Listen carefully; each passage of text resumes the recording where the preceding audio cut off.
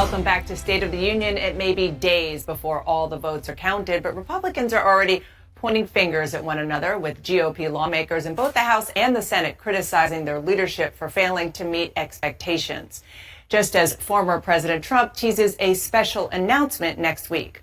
Here with me now, a Republican governor who's led a blue state, Maryland, since 2015, Larry Hogan. Governor, thank you so much for joining me. Good morning. You've kind of been on an island, maybe a few others are with you, as a Republican warning against GOP extremism and specifically election denialism. How do you interpret the results? Well, yeah, I've been talking about this for years, and it seemed as if I was the only one talking about it, but today there are a whole lot more people talking about it. And the way I would interpret it, look, this should have been a huge red wave.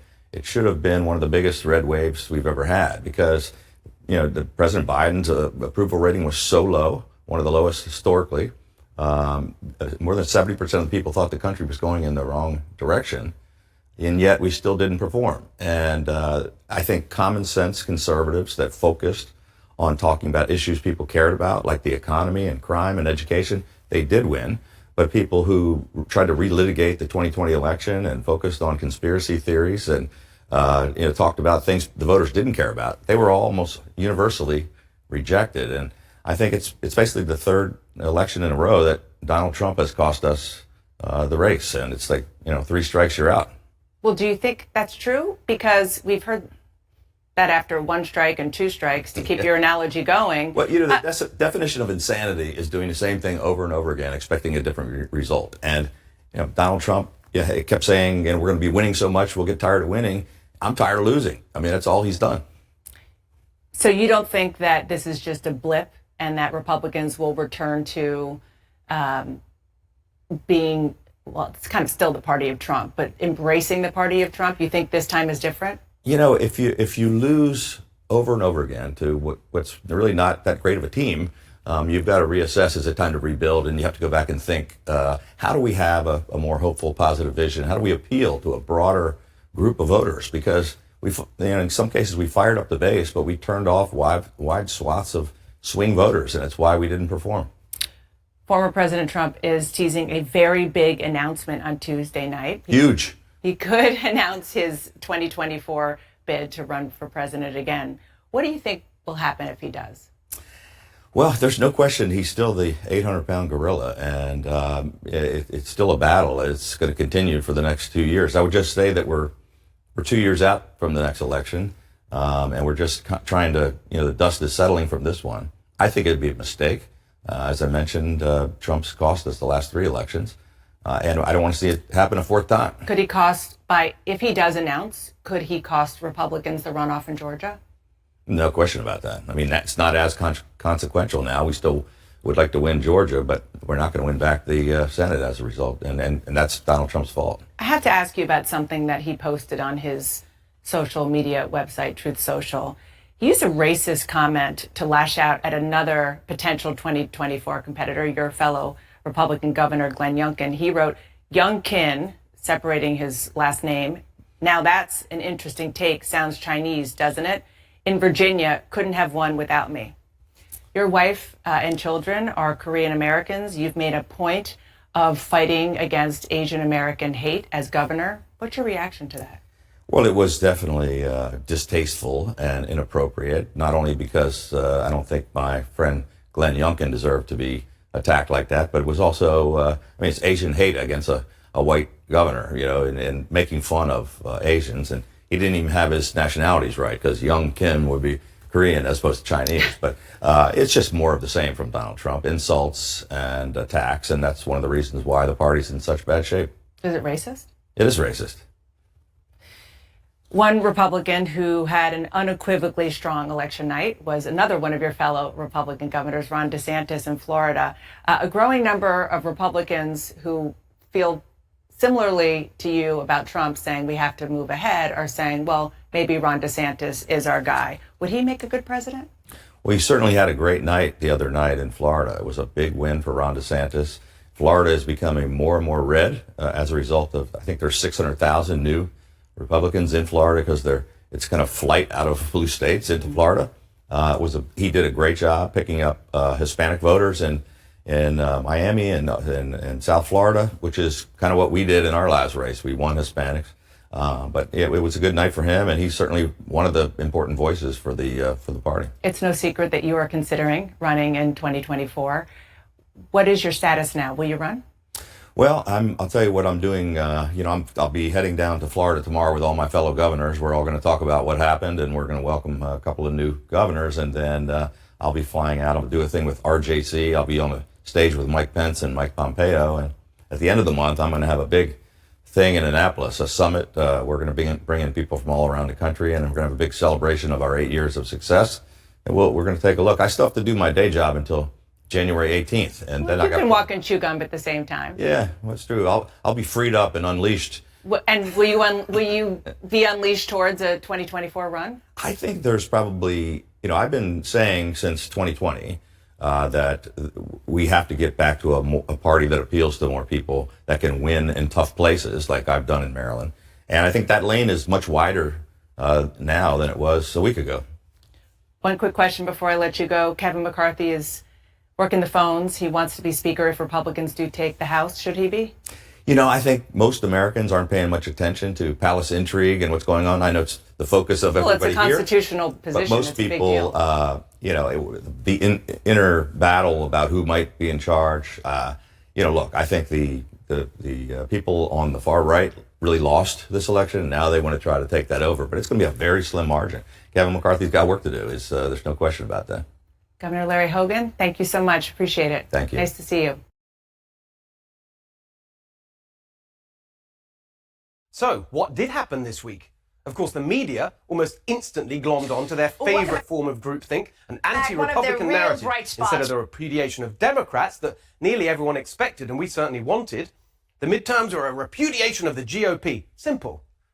But it's not that simple, actually. Of course, many individual races had a disappointing outcome, but overall, Republicans won the national popular vote 52% to 46%.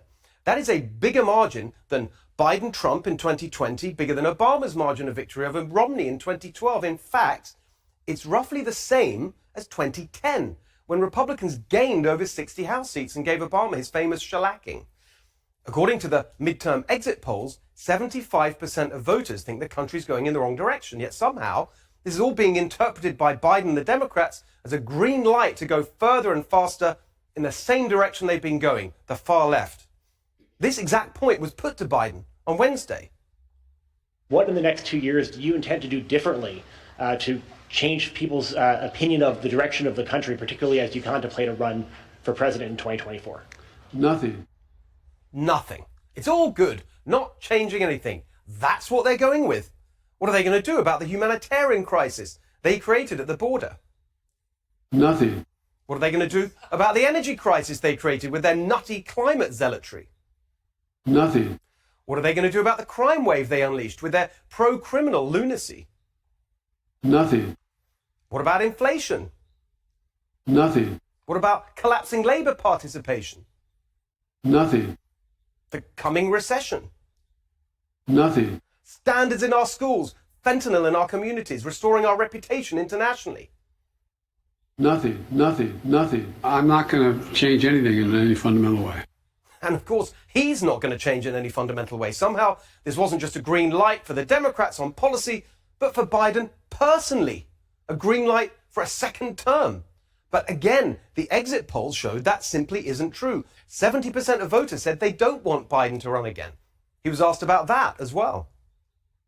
2/3 of Americans in exit polls say that they don't think you should run for re-election. What is your message to them, and how does that factor into your final decision about whether or not to run for re-election? It doesn't.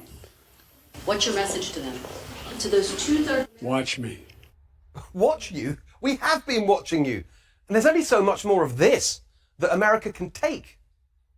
If you don't have one of those loans, you just get 10,000 written off. It's passed. I got it passed by a vote or two.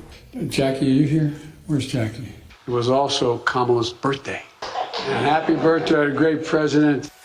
Let me start off with 2 words. Made in America. It's not a joke, everybody. That's why we were defeated in 2018 when they tried to do it. We went to 54 states. What am I doing here? Good question. Chuck Schumer called these results a vindication for the Democrats' agenda and a rejection of, quote, anti-democratic extremist MAGA Republicans. Well, I don't know what kind of vindication is it when 75% of the country think you're going in the wrong direction. But we run our country based on elections, not exit polls. And here's an interesting fact. In the 2010 midterms, voters who somewhat disapproved of President Obama backed the opposition party, in that case, the Republicans, by 40 points. In 2018, voters who somewhat disapproved of President Trump backed the Democrats by 30 points. But this time, voters who somewhat disapproved of Biden still backed him by 4 points. How come? Well, one of the main reasons was the tried and tested response of any party, like the Democrats today, with a terrible record and a hopeless leader. Attack the other side. Voters may say they hate negative campaigning, but it works. That's why we had to put up with all this garbage. Democracy is at risk. That our democracy is under threat. The extreme MAGA element of the Republican Party was trying to succeed where they failed in 2020. To suppress the right of voters and subvert the electoral system itself. American democracy, which is now 233 years old and might be in its final year of life. Because in next week's election, democracy as we know it may not survive. Democracy's at stake in this election. Democracy as we know it may not survive. It's not an exaggeration. That is a fact. Of course it's not a fact. It's a lie. But it worked. Now, one party can't control what the other party does in its campaigns. But you don't have to make their job easier. And that's exactly what Republicans did over the other lie pushed by Democrats. A lie that played a huge part in mobilizing the youth vote, which was much higher this year than normal. Democrats repeated over and over again that Republicans would, quote, introduce a nationwide ban on abortion. What gave them the opportunity to say that? Lindsey Graham's federal abortion bill, which came out of nowhere at the request of absolutely no one. I know he meant it to help, but honestly, I think it's the single most stupid and self-harming political initiative I've ever seen. And now, with Adam Laxalt's narrow loss in Nevada, the Senate will stay in Democrat hands. In the light of that, doesn't Mitch McConnell's decision to waste millions of dollars intervening in Alaska's Republican versus Republican Senate race look more reckless and irresponsible every day? Tonight, it's not at all clear that Democrats won't keep control of the House as well.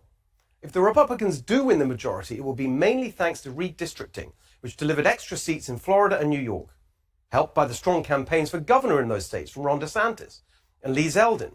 In fact, I'd say that Lee Zeldin's campaign, even though he didn't win, is one of the biggest highlights of these midterms. To cut that Democrat lead in New York from 20 points to 5, it was a remarkable achievement. And let's not forget California. It may actually be Republican seats won in California that put the GOP over the top for House control. And there's an important lesson there. Over a decade ago, a man named Charles Munger Jr. led a movement to replace the system used by Democrats for partisan gerrymandering with an independent redistricting process. It's one of the main reasons Republicans are winning House seats in California today.